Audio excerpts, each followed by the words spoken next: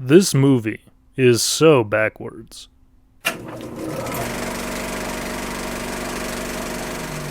Oy vey. Movies back on the big screen are official now with the release of Christopher Nolan's Tenet. Enter a visual spectacle of sweeping landscapes, dramatic characters, and huge set pieces, as you constantly try to understand what the hell is going on. Tenet is a stimulating, visually interesting film, just like all of Nolan's other movies. He has all the right people working for him to make something polished and made for a theatrical experience. The thing he could have used a bit more of was supervision of the edit of this film. It might have just been me missing something in the ultra-quick exposition of this film, but I felt like half the dialogue in this film was cut down to save time.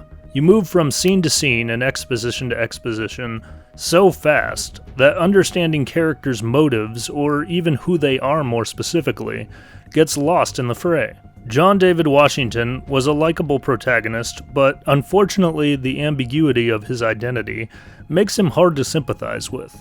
This is supposed to be the case because of his role in the overall story, but his character seems to make jumps in action because we need to move to the next scene and don't have time to explain why he would want to make this choice. The characters feel kind of robotic, despite their acting being very dramatic.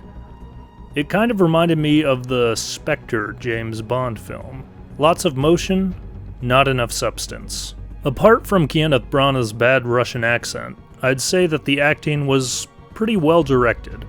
The characters were charismatic enough to interest you in the plot regardless of how fast everything was moving. There were some inconsistencies in the rules of the film's universe, which is to be expected when traveling through time, but it was overall a creative concept executed in a cool cinematic way. The sound mix was kind of a mess. You couldn't hear a lot of the characters' dialogues at times because of it.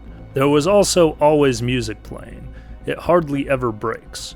A scene that stands out in particular was when Rob Pattinson's character is introduced. There's this warbly mix underneath that's very distracting. It's not close to Nolan's best, but it's a stimulating ride. I'll give it a 6 out of 10 and call it a day.